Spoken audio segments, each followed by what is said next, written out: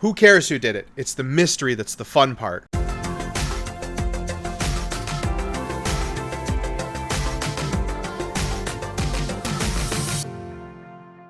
Clue is a movie I have a lot of fond memories of. I saw it first at a young age with my dad and sister when it was on TV.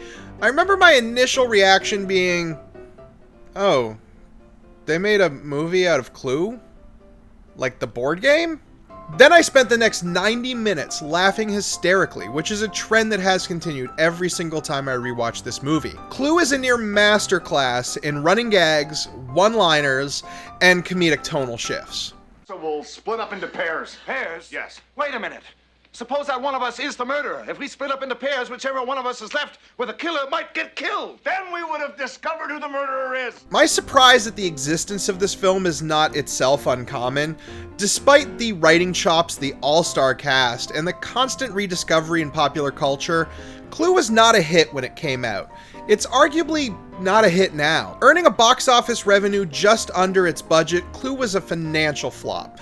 Critics weren't kind either. Okay. The best ending, I think the funniest ending is A. I agree. What's the best? So go to a theater if you go at all, and I don't know whether you should go at all, and an A theater. Stay away from the worst, which is C. Right. Hey, you're or, smart. To make it even easier, probably be best if you didn't go to this movie at all. Crew members, I'm going to say something that really pains me, but here it goes. I highly disagree with Roger Ebert. Yes, he is correct about the endings, which we will talk about in our spoiler section, but he's dead wrong about everything else. Clue was released in 1985 and is directed by Jonathan Lynn. He co-wrote it with John Landis, and it stars a parade of comedy legends. Among them are Madeline Khan, Christopher Lloyd, Martin Mull, and Tim Curry, whose manic and amazing performance breathes life into this concept. Clue the film is, in case you're unaware, based on Clue the board game, which is currently published by Hasbro. It's been around since 1949 and has the simple premise in which the object is to determine who murdered the victim, in which room of the strange mansion was the crime committed, and with what weapon. The 6 players take the role of the main suspects and have to move around the rooms collecting clues and information until one player can deduce the answer to the mystery. In the film, several people are invited to a strange mansion when one of them is murdered. The characters work to determine who murdered him, in which room, and with what weapon.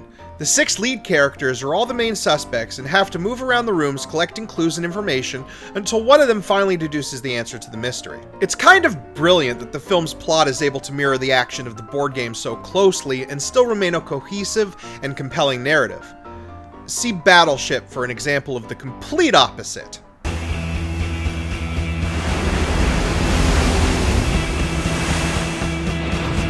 Let's drop some lead on those motherfuckers. Now up front, I want to admit something. Despite my love of this film, I have never actually played a game of Clue. What? Which is something that will change soon, I'm sure. The filmmakers behind Clue certainly have. The film is jammed with so many allusions and references to the game, from the characters themselves to subtle details like how the character's car color matches their names, but not their clothes. Before we begin dissecting the movie, here is the overall plot. General spoiler warning, I'll have an ending spoiler as well, but I highly recommend you go into this movie as cold as possible and then come back. Also, trigger warnings for the following.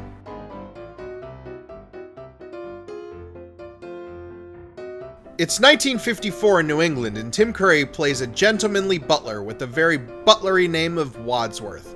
We find him on the night he is hosting a supposed dinner party at this very ominous mansion. He first checks in with the mansion's intimidating cook and inappropriately dressed maid, then he greets the guests as they arrive. First among them is Martin Mull as Colonel Mustard. It's not his real name, but Wadsworth has insisted all attendees use assigned aliases. Colonel Mustard is indeed a colonel in the US military, but like most of the guests we're about to meet, he keeps much of his life private in the opening of the movie. Next is Madeline Khan as the ironically dressed Mrs. White. The dramatic and sardonic grieving widow. Her every move exudes comic energy, from the breathlessly serious way she speaks to the quick way she checks her shoes for dog poop. Due to car trouble, Miss Scarlet and Professor Plum are arriving together. Scarlett and Plum are played by Leslie Ann Warren and Christopher Lloyd, respectively. The former is a femme fatale with a healthy sense of sexuality, and the latter is a sex pest. Side note, for nearly a decade I thought Leslie Ann Warren was actually a young Susan Sarandon, but honestly, can you blame me? While Scarlett and Plum make their way over, Wadsworth welcomes Mrs. Peacock, played by Eileen Brennan. Peacock fits her alias perfectly. She's high society all the way, a socialite, thus used to being the center of attention, and more than happy to hype up the influence of her important husband. Rounding out the players is none other than Doug Forsett himself. Michael McKean is introduced as Mr. Green. He's dapper and a little high-strung. Sex positive and sex negative arrive, and that means the gang's all here, save for the conspicuously empty seat at the head of the table. Commence a very awkward dinner scene. General conversation reveals some important details, like the fact that each guest was invited because of a mysterious letter insinuating the reveal of important matters involving each one of them. They also discover that most live in Washington, or at least make their money off the government. Mrs. White's husband was a government scientist. Professor Plum is a non-practicing psychiatrist who works for the World Health Organization. And Mr. Green even confirms that Mrs. Peacock's husband is important. He's a senator. They're finally getting into the swing of conversation when Wadsworth brings in the final guest and seats him at the head of the table. After all, if you're gonna play Clue, you're gonna need a body. Meet Mr. Body. No, really, that's his actual name, not an alias. 2 Ds. Mr. Body isn't happy to be there and is already trying to flee before Wadsworth can even explain why everyone has been summoned to the mansion. Fortunately, a pair of snarling Dobermans force Body back into the parlor with everyone else. It turns out Wadsworth is why everyone is there. He worked for Mr. Body because he and his wife were being blackmailed over her socialist associations. After her suicide, Wadsworth swore revenge and contacted each of the guests. Mr. Body was also blackmailing each one of them. It's revealed that Miss Scarlett is a high-priced madam whose services are frequented by Colonel Mustard. Mrs. Peacock has been accepting bribes for her senator husband. Professor Plum was ousted from his university job for taking advantage of his students and patients. The less said about that, the better. The World Health Organization and thus the United Nations are unaware of his previous actions. Mrs. White may not be as bereaved as she claims. Her late husband was a nuclear physicist and an adulterer, and passed under, quote, mysterious circumstances. He was found dead at home. His head had been cut off, and so had his, you know. She's also had 4 previous husbands, all having met unfortunate ends. Yikes. Finally, there's Mr. Green. He works at the State Department and is in the closet. He's not ashamed to be gay, and he knows that there's nothing wrong with it. But it is the 1950s, and he would lose his job and his livelihood if he came out. For a film from 1985, Mr. Green's sexuality is mostly never used as a punchline, and he's a very rare positive example of a straight-passing gay man in a mainstream film. There are a few stumbles, but we'll get into that. Now, with all the dirty laundry out in the open, Wadsworth asks them to come clean. He's called the police and they will arrive in under an hour. If the group tells the truth, Mr. Body will be put away for his crimes and they can all be free of his extortion. Mr. Body has a different proposal. He's brought with him the board game's iconic weaponry and hands each of his blackmail victims a method of murder. A candlestick, a rope, a lead pipe, a wrench, a gun, and a knife. In your hands, you each have a lethal weapon. If you denounce me to the police, you will also be exposed and humiliated. But if one of you kills Wadsworth now, no one but the 7 of us will ever know. The only way to avoid finding yourselves on the front pages is for one of you to kill Wadsworth. Now. How could this possibly backfire on him? Mr. Body lives up to his name, and this murder mystery has its first victim. Let the investigation commence. Professor Plum first confirms that Mr. Body is indeed dead. The group decides that one of them is the murderer, and lots of blame is thrown around. Almost everyone is accused at one point or another. Shenanigans ensue as they attempt to parse out the sequence of events in the moment the light went out. The bodies begin to pile up with the clues. First to join Mr. Body is the cook, in the kitchen, with the knife in her back. When the partygoers try to stash the corpses in the parlor, they discover that Mr. Body's body has vanished, only for it to reappear in the bathroom, even bloodier than before. Why did I use so many B words in that sentence? I must hate myself. They draw straws and team up to search the mansion for potential killers, but are quickly sidetracked by the arrival of a stranded motorist, deciding to lock him in another room while they continue their search across the mansion, finding hidden passages and other clues. The stranded motorist takes the opportunity to use the phone, revealing that one of the group was a former boss of his, and the motorist is bludgeoned by the wrench in the study. And then an off-duty cop shows up. They lock him in the study, because that worked out so well for them before, so that they can finish searching the house for possible interlopers. The lights go out for a third time, and now our victims include the cop, Yvette the sexy maid, and in one of Clue's brilliant comedic tonal shifts, a singing telegram that is gunned down mid-song opening. Our partygoers are, at this point, numb to the murders. They become more animated after the final murder victim is revealed, and Wadsworth declares that he has solved it. Following explanation is both the film's best scene and one of Tim Curry's single most manic and fearless performances.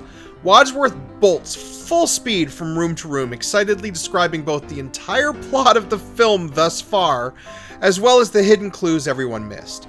He uses Mr. Green as an unfortunate prop that involves Michael McKean pratfalling over and over. So, who did it? At this point, I am seriously telling you who the murderer is, so go watch it before I ruin it. Or here, have this time code to avoid the reveal if this review has convinced you to watch it. The big gimmick of this film's initial release was that this whodunit had multiple endings. Each theater release had one of 3 possible endings. Subsequent home releases edited these 3 together into 3 possible scenarios that end the movie. Each one has its strengths, but the first is the most satisfying narratively in my opinion. Well, mine and Roger Ebert's. I can be your hero, baby. In ending A, it was Miss Scarlet all along. She's been using Yvette the sexy maid to do her dirty work. Yvette killed the cook and Mr. Body by using the secret passageways and even took out the unlucky driver. Scarlet then killed Yvette, as well as the police officer and the singing telegram. A set of fact that remains constant throughout all of the endings was that each of the additional victims had previously been Mr. Body's informants, and had fed him the information needed to blackmail the guests. Miss Scarlet killed them to cover up the fact that she was using her escort service to gather important secrets and classified materials from influential men in government. She now plans to use Mr. Body's blackmail to extort secrets from the group to sell to the highest bidder. The short standoff is diffused because of some hinky math around how many rounds have been fired from the gun before the police arrive and arrest Scarlet. Wadsworth is a hero, and the party get to go on with their lives blissfully free of blackmail. Ending B is totally different. In this one, the suspicion eventually falls on Mrs. Peacock. She murdered people just to cover up her own blackmail. It's not really any more complex than that. She of course holds a gun on the group, but they collectively agree to just forget about it. After all, none of them were huge fans of the deceased. However, it's a ruse from Wadsworth, who reveals that he is actually an FBI agent employed to uncover the blackmail and extortion. Mrs. Peacock is arrested, and Wadsworth is even more of a hero. Ending C finds Wadsworth deducing that the murders were not the result of a single individual, but that most of the group took various opportunities to murder their respective victims. Professor Plum killed Mr. Body with the candlestick in the hall after he faked being dead initially. Mrs. Peacock killed the cook in the kitchen with the knife because of her informing Mr. Body of the bribe taking. Colonel Mustard killed his former driver in the study with the wrench for again giving Mr. Body blackmail material about his salacious sexual history. Mrs. White killed the maid in the pool room with the rope because Yvette was the one sleeping with her late husband. Mrs. Scarlet killed the cop in the library with the lead pipe to cover up that she had been bribing him for information. And finally, Wadsworth himself killed the singing telegram with the gun in the doorway. Why? Well, it turns out that he is actually Mr. Body, and the other man was his butler. This was somehow a way for him to get everybody to kill off his network of informants and spies, erasing all the evidence against him.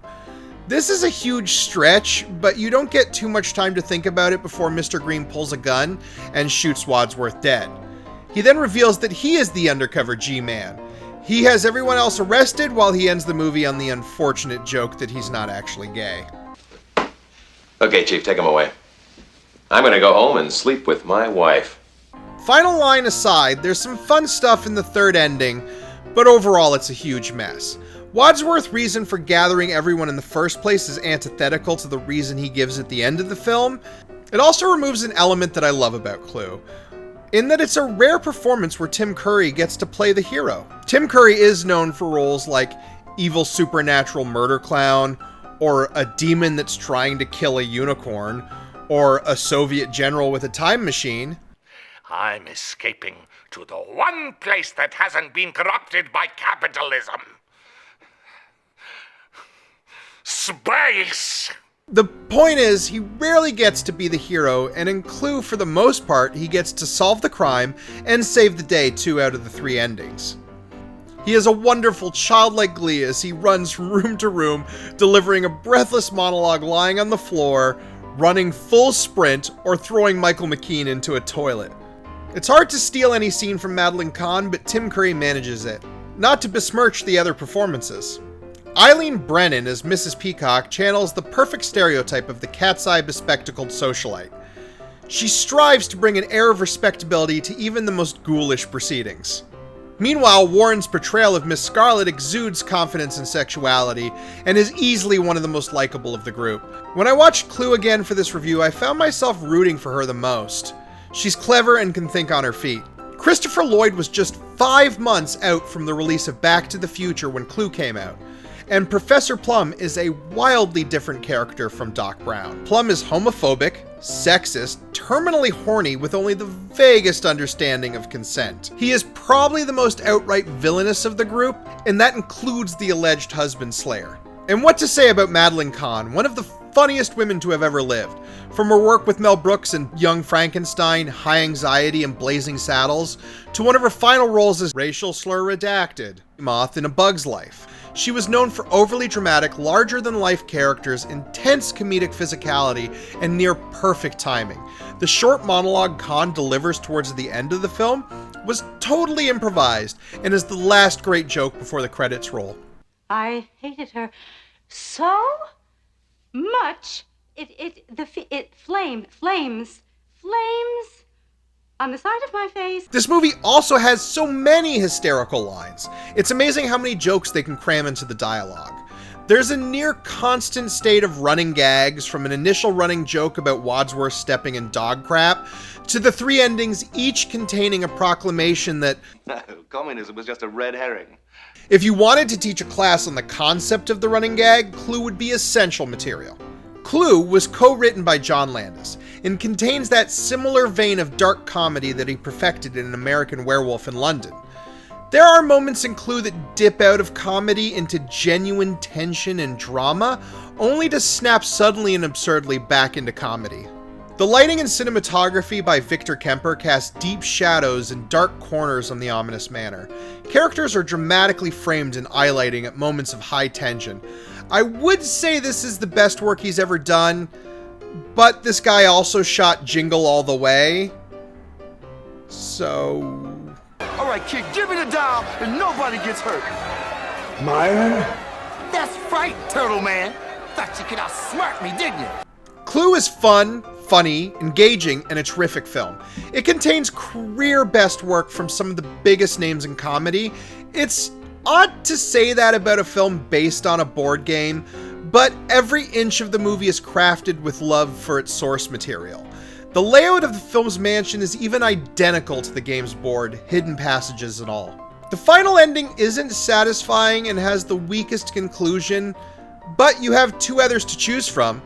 That, among many, many other reasons, is why Clue gets a 5 out of 5.